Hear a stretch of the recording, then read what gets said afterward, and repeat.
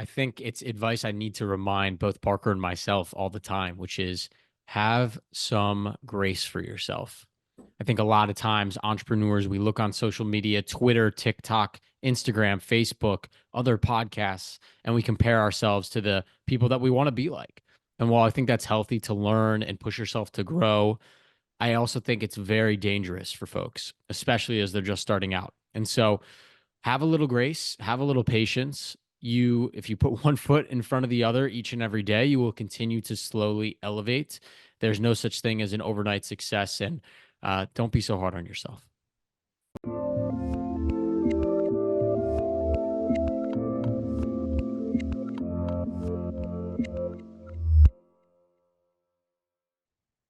Hey everyone, this is Devin Miller here with another episode of The Inventive Journey. I am your host, Devin Miller, the serial entrepreneur that's grown several startups into 7 and 8-figure businesses, as well as a founder and CEO of Miller IP Law, where he helps startups and small businesses with their patents and trademarks. If you ever need help with yours, just go to strategymeeting.com, grab some time with us to chat, and we're always here to help. Now, today we've got another great couple guests on the podcast, Parker Yablon and Sam Penich, and I'm sure I probably messed that one up, but we're going to start out hearing a little bit about Parker's journey, and then Sam will join in as their journeys meld and with regards to the present venture. But to give you a bit of an introduction, so Parker grew up in Baltimore. Went to college, and then afterwards started working for a larger business. And then him and his co-founder decided that they were going to start a business to understand how people navigate in business and relationships, and then also started a podcast along the way, and then spinning that out into the present business, and also doing a few side hustles as well as working full time. So plenty to keep them busy. And with that much as an introduction, welcome on the podcast, Parker and Sam. Thanks, Devin. We're really excited to be here. I know it's been a long time coming, but we are happy to chat today. Awesome. Well, excited to have you on, and looking forward to a great conversation. So, kind of to kick things off and to unpack things a little bit, I gave just kind of a quick intro to your journey, but tell us a little bit more about how your journey got started growing up in Baltimore. Totally. So yeah, I'm Parker. I'm from Baltimore, Maryland, born and bred. Even though my parents are not from Maryland, they're from New York. They made their way down when my dad got his first job out of law school down in College Park, Maryland, which is pretty funny because I eventually went to the University of Maryland, but I didn't know Sam in high school. I graduated high school, and I was always destined to go to the University of Maryland. That was always my dream. Didn't really know what particularly I wanted to go to school for, just wanted to go to a big school. I actually went to a really small private school in Baltimore, graduated with 80 boys. And so made the jump into the University of Maryland, which was the opposite of small, very, very big. And within the first couple weeks, I met my best friend and co-founder, Sam, who's sitting here with us today, freshman year at the University of Maryland. And Sam and I bonded immediately, not over podcasting, not over starting businesses, but over just, I guess, there's some things you just can't put words to. We just gravitated towards each other. We ended up pledging the same fraternity. We ended up living abroad together, as well as traveling and backpacking all in Asia. And then we actually joined the same company post college, which is pretty funny. And now we're still co-founders and still best friends. No, that's awesome. So walk us through before we dive into the business you guys both ended up joining. When you're in college, what did you study? Did you graduate, get a degree? Kind of walk us through a little bit of that. Yeah, it's a great question, Devin, on kind of our background. We like to say we did everything. I'm doing air quotes here for the people listening, right, quote unquote, right.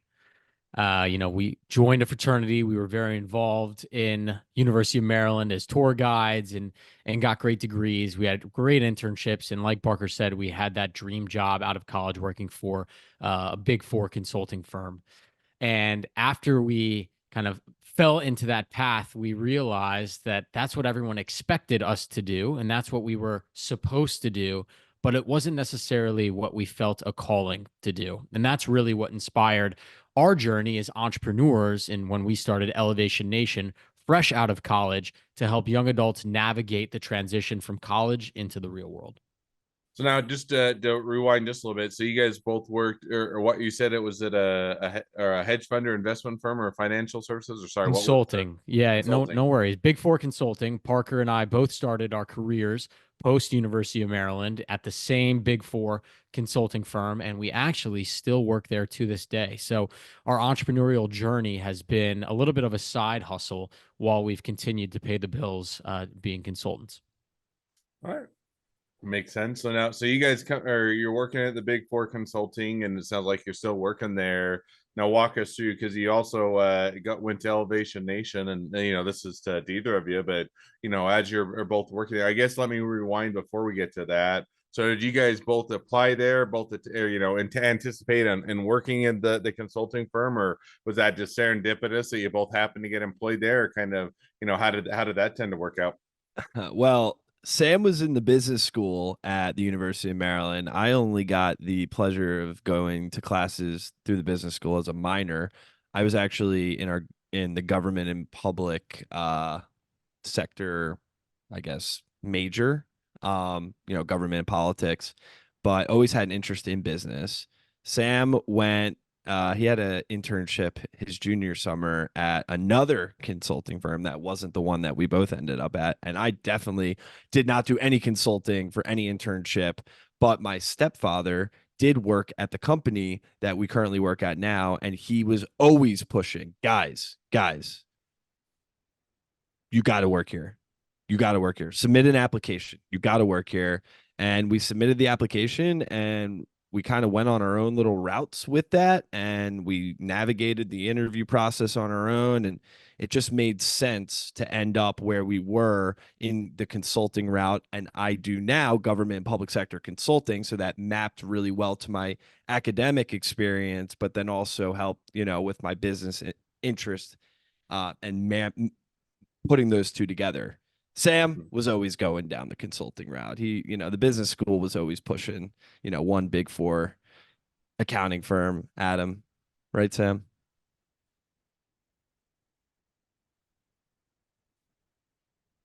Yeah, and it looks like Sam, you might be on mute if you were, or maybe you're nodding your head there for the audience that couldn't hear or couldn't see you. But so now you go down that route. Now walk us through. You guys are both working at the consulting firm. Took a little bit of different paths to get there. Now, how did that or lead or extend to starting your own business or side hustle or second full-time job or whatever you want to call it? But you guys are doing Elevation Nation, and that started with help or with walking startups and small businesses to help them along their journey, and but also did a podcast on other things. So maybe walk us through that a bit.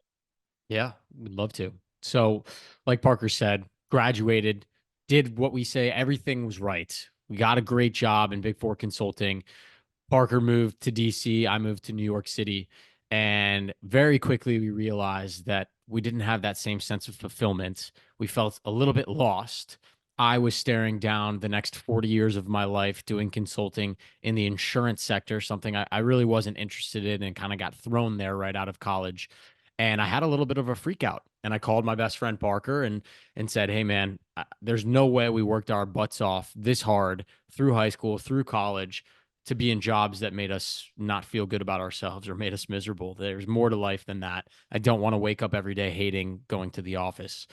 And Parker agreed. And we started to talk to more and more young adults who were the go-getters, were, as we call them, the elevators, the people who worked even harder.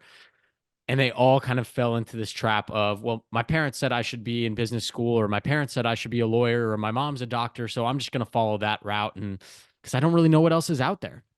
And I think, we can talk a lot about the education system and flaws, but in high school, we didn't really learn what many of the jobs were. And even in college, I took many courses in the business school, but that didn't really give me a sense of what I would do day to day in these jobs.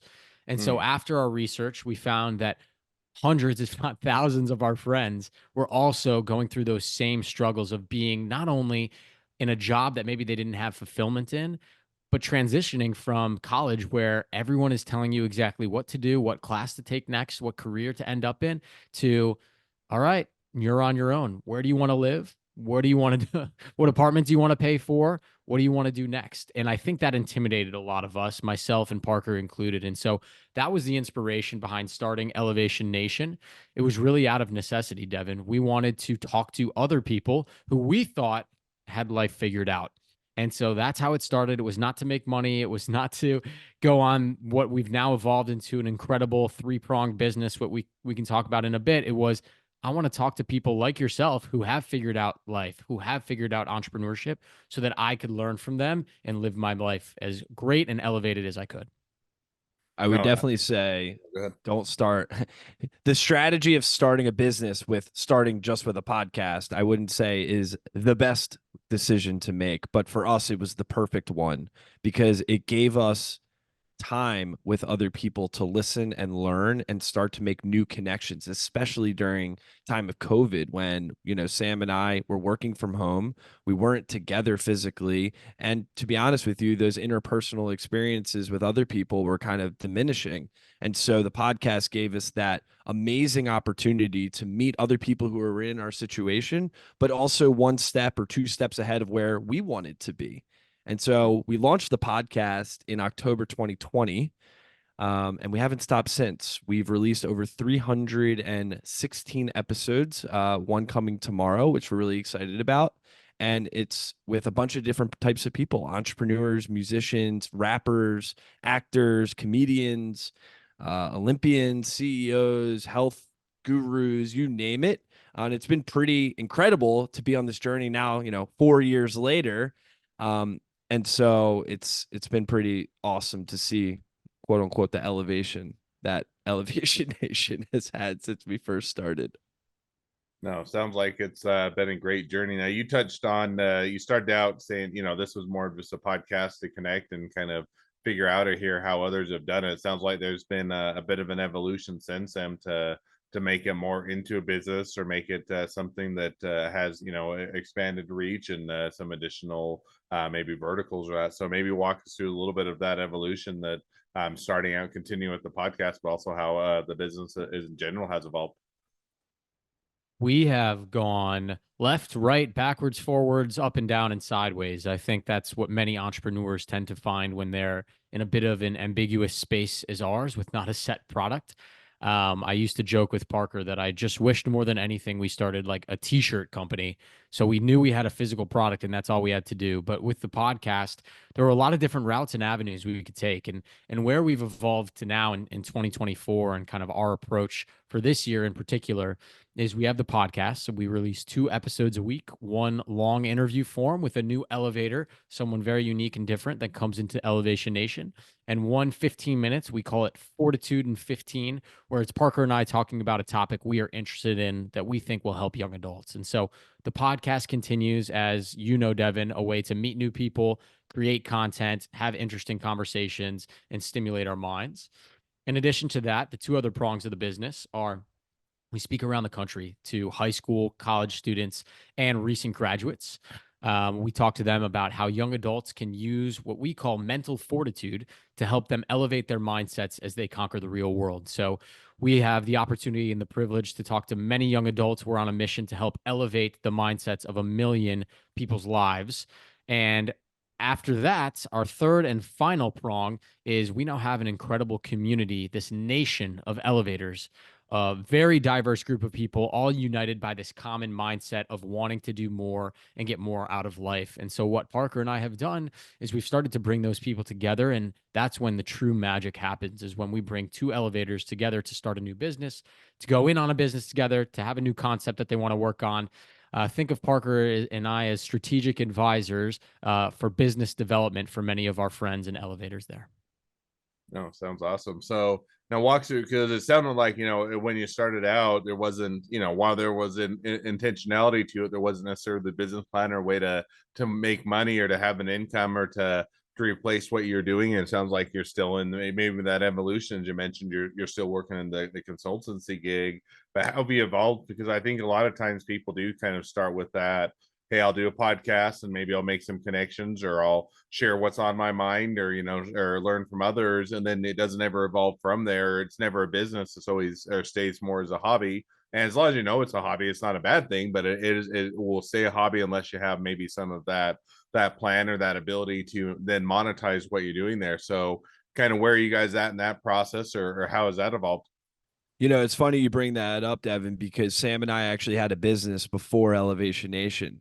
We called it Hired You. Basically, we wanted to help kind of very similar to Elevation Nation, help young people navigate not real world after college, but college students navigate the job and internship process, right? So we built a course, we sold this course, we did interview prep, we did resume reviews. And what was funny is with that business, we went at it as money first, passion second. Every decision we made was around how can we make more money around this so that we could keep the business thriving. And what we found very quickly, and the reason why we ended up pivoting to Elevation Nation, is because we lost our passion for it. The money was always coming first, but we were never putting our interests first. And so over time, Sam would call me. He's like, dude, I'm not reading another resume. I can't do it. I'm not passionate about it. I don't care how much they're paying us. I don't feel fulfilled by this, especially while we have another job. So we were like, okay, let's spin it on our head. And we transitioned to Elevation Nation. And that is where we were like, you know what? We're putting passion first and the money will come. And you know what? We're 4 years into this and the money is starting to come. And we told ourselves we have to stay in this game. We have to build our brand around Elevation Nation. We have to be consistent and accountable. And the podcast allows us to do that, to build our brand around growing this nation of elevators and talking about how young adults can utilize their mindset to win in life. And now we're so much more down the road. I think we've built up our brand around that, utilizing the podcast, right? And the content that comes from that. And that has led us to the second prong of what Sam talked about in our business strategy is now we do speaking. People come to us and ask, hey, could you talk to our audience of whomever about what you've learned on the podcast, about what you guys talk about with mental fortitude and Elevation Nation.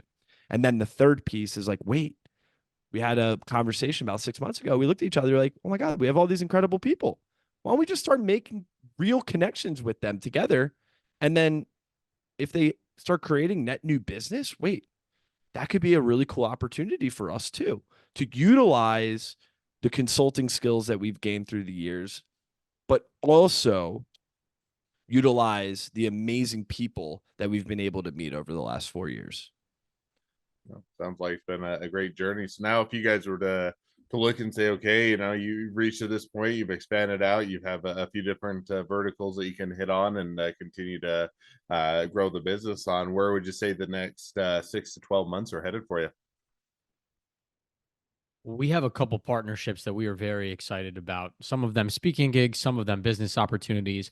But at the core of all of those, Devin, is really the same theme, which is we're trying to help elevate the mindsets of young people, right?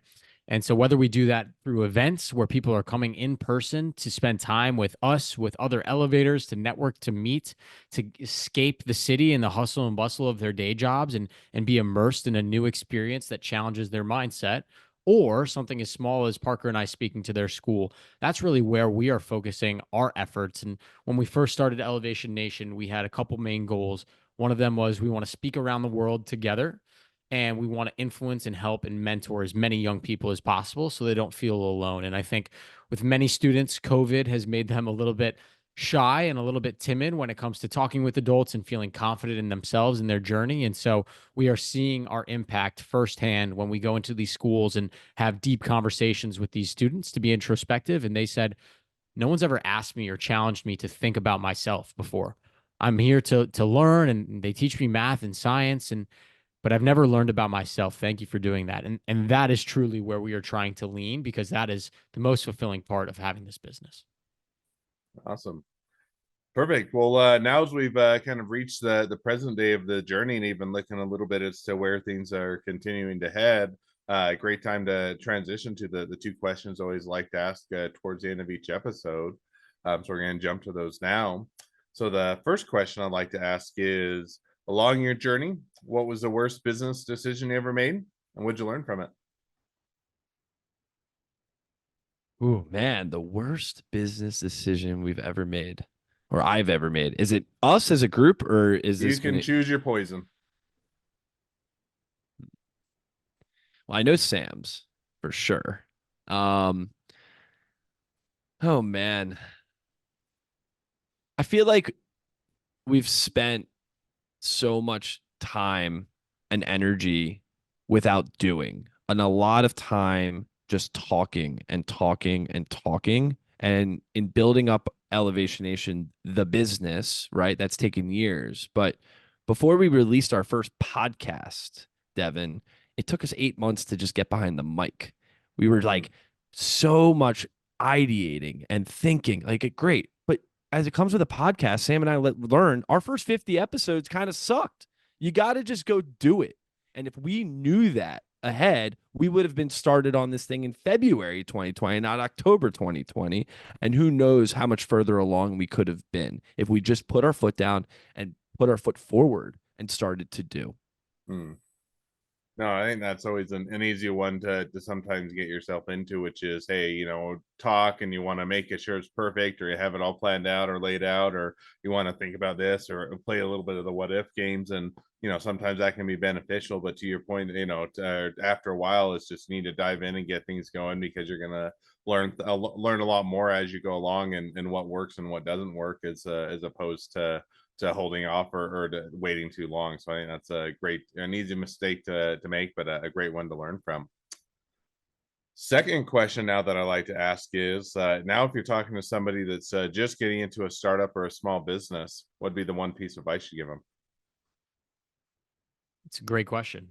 I think it's advice I need to remind both Parker and myself all the time, which is have some grace for yourself. I think a lot of times entrepreneurs, we look on social media, Twitter, TikTok, Instagram, Facebook, other podcasts, and we compare ourselves to the people that we want to be like. And while I think that's healthy to learn and push yourself to grow, I also think it's very dangerous for folks, especially as they're just starting out. And so have a little grace, have a little patience. If you put one foot in front of the other each and every day, you will continue to slowly elevate. There's no such thing as an overnight success, and don't be so hard on yourself.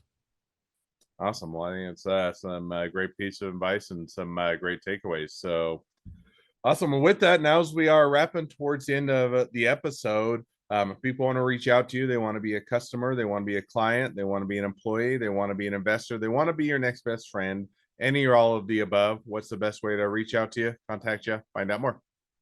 Yeah, totally. So you can find us online. If you Google Elevation Nation, we got a website. It's beautiful. We're actually in the process of getting it redone, which is really exciting. You can also find us on Instagram, Twitter, LinkedIn, YouTube, TikTok at Elevation Nation _IO. And then, of course, Sam and I always like to say our DMs are open. If you have a question, a thought, a concern, Sam and I always love interacting with people, through the DM, whether that's, Instagram or TikTok. So we're all around. You just look up Elevation Nation and we're there. Awesome. Well, I definitely encourage people to reach out, support a great business, make a new connection. If nothing else, make a new best friend. So with that, thank you again, both of you, for coming on the podcast. It's been fun. It's been a pleasure. Now, for all of you, their listeners are out there, if you have your own journey to share, you like to be guests on the podcast, we'd love to have you. Just go to inventiveunicorn.com, apply to be on the podcast, or newly launched webinar, Inventive Fireside Series as well. Both are there. And along that note, if along your journey you ever need help with patents or trademarks or anything else with your startup, your small business, just go to strategymeeting.com. Grab some time with us to chat, and we're always here to help. Well, thanks both of you for coming on the podcast again, or coming on the podcast, and wish the next leg of your journey even better than the last. Thanks, Devin. Appreciate it. Thanks, Devin.